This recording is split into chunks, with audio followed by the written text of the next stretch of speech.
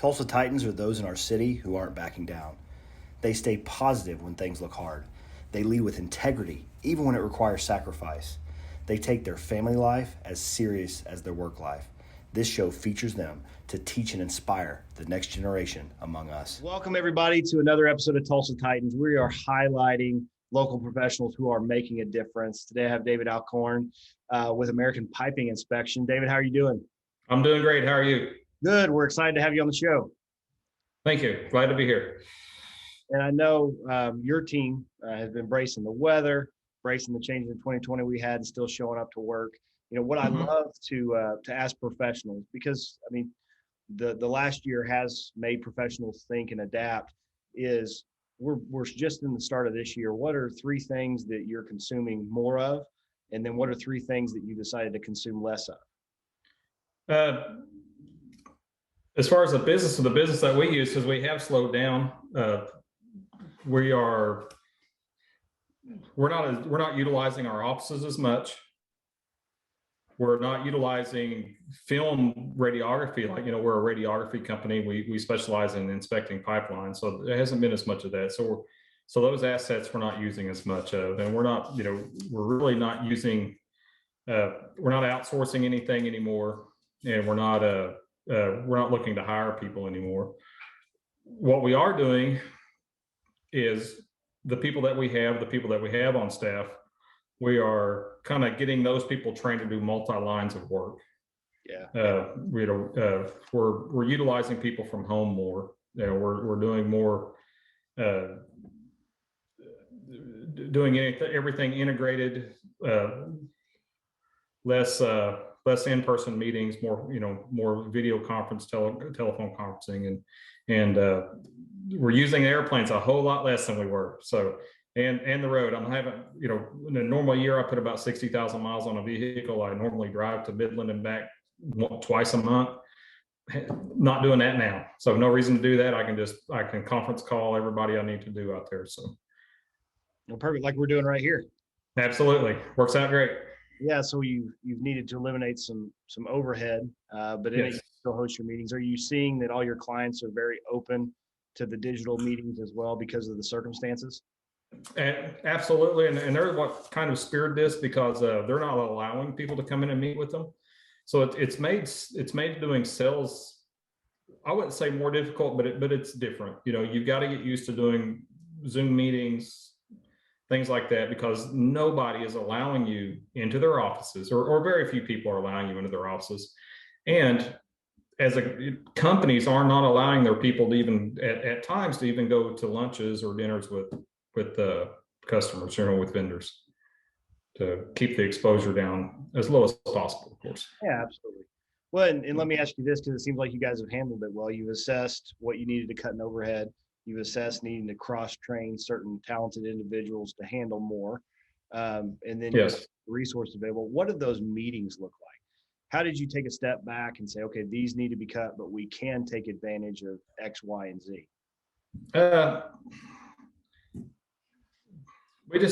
We sat down and just looked at what our needs were, what we thought we had coming up, and then we made those choices. And it was tough choices. I mean, these are good jobs for people, very good jobs, very good paying jobs. And, you know, when you have to cut a good portion of a workforce, it's not pleasant. But I always looked at it like this.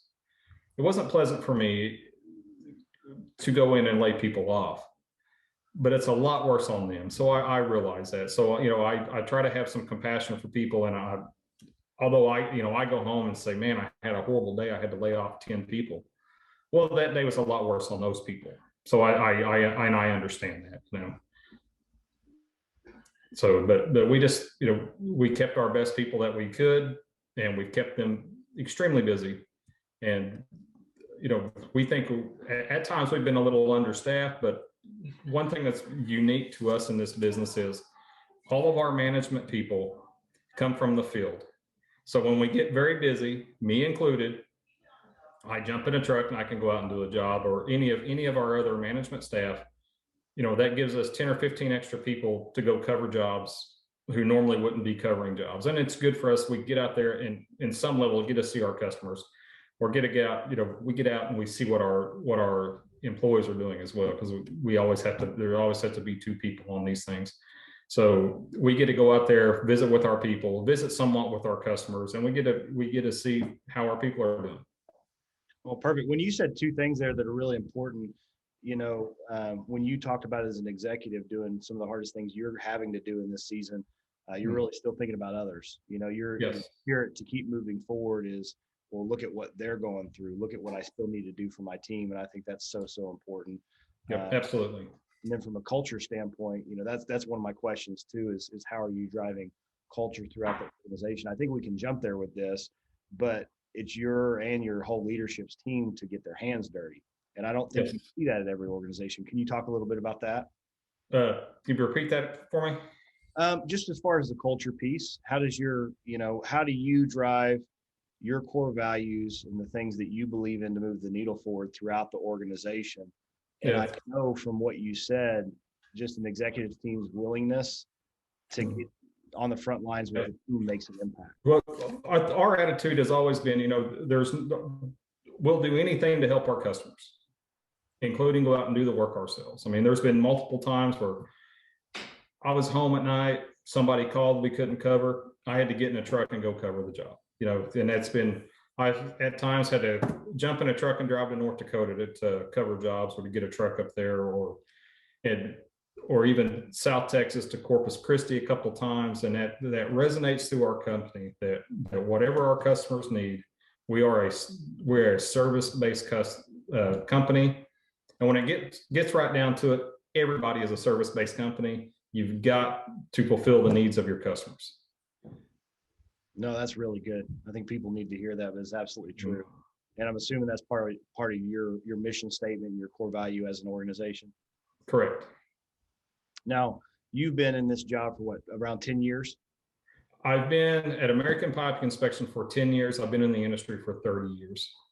So is there a driving or a specific habit that you have? I like to say it's not what you do in a day, but it's what you do daily. So something that you do day in and day out that has led to some of your success?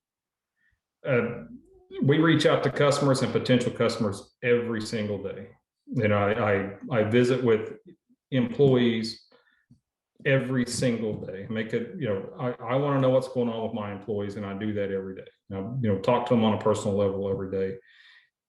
And that does a couple of things. It gets me closer to my employees, which is important, and it gets me knowing them better, and I can pick up on small changes in their behavior. Because one thing that we do, we send people all over the country, and they're largely unsupervised. So you need to interact with them. You need to be able to tell, hey, this guy's been gone for 4 months and he's really missing home. There's some kind of problem here. I need to look into this more. And there's usually we have other resources there. We have other people there. So I can have one of my senior people say, hey, why don't you go check on this guy?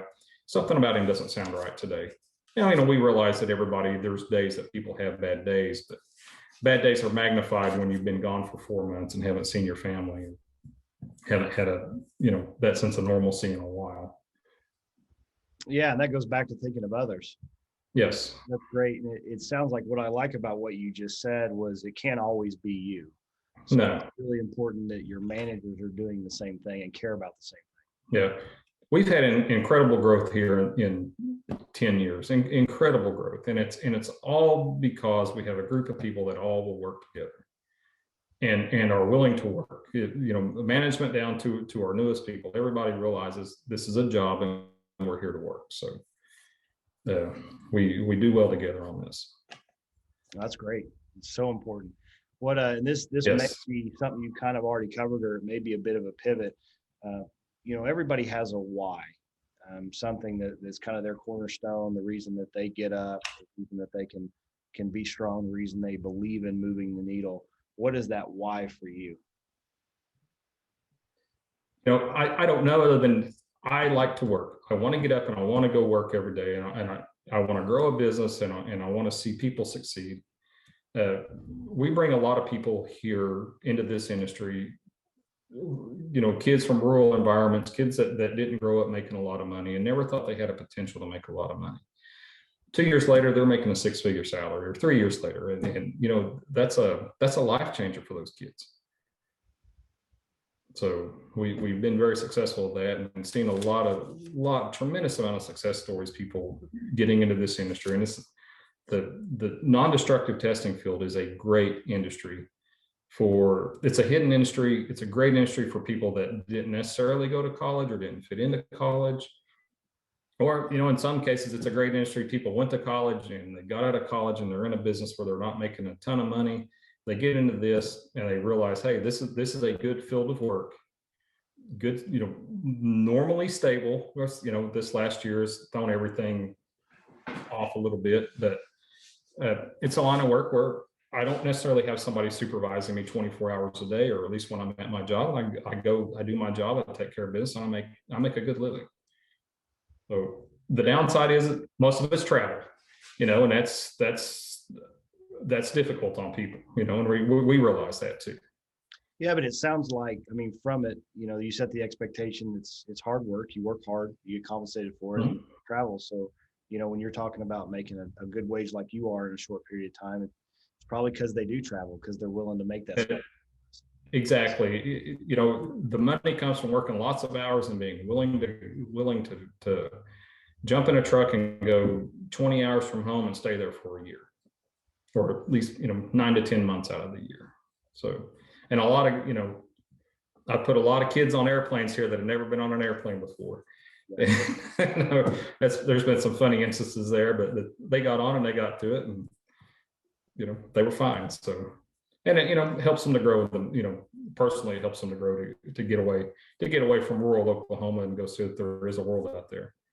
What I like is yeah, you believe in hard work, but throughout this entire interview so far, it's always been about somebody else, or spending time with somebody else, or that real driving factor. And then at one point you even said, well, it's because these younger kids or these people don't know what they're capable of. They can really do this. They can really make this for their families. I think that's pretty special.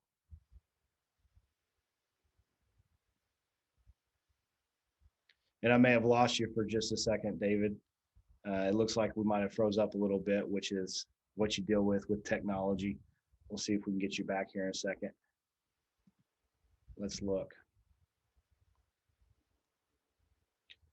And other than that, one of the other questions while David's reconnecting that I had too for him was, what does it look like when you're under that much stress to de-stress? And I know he and I met through a fishing trip. And so he took some time away to get away in nature, clear his mind, and do some awesome fishing. And so that's an absolute blessing too. So I'm going to go ahead and wrap it up. What great content today, really about others. As a professional, when you keep others at the forefront of your mind, it motivates you to get out of bed, to work hard, to grab a hold of people, tell them that they are worth it, they can do it. There's more opportunity out there for them. If you guys want to get a hold of us here at Tulsa Titans, you can email us at kellen@newwavesolutions.com. You can go to tulsatitans.net. We have an opportunity for you to interact with us. And if you want to get a hold of David Alcorn, he's on LinkedIn at David Alcorn. One of the best ways to get a hold of him is there's so many social platforms. A lot of times the Facebook messaging and the texting and the calling, it can just be too many feeds. So as a business professional, he prefers LinkedIn. I appreciate all of you guys for tuning in again to Tulsa Titans. This is Kellen Cowan with New Wave Solutions. And David, thank you for being here.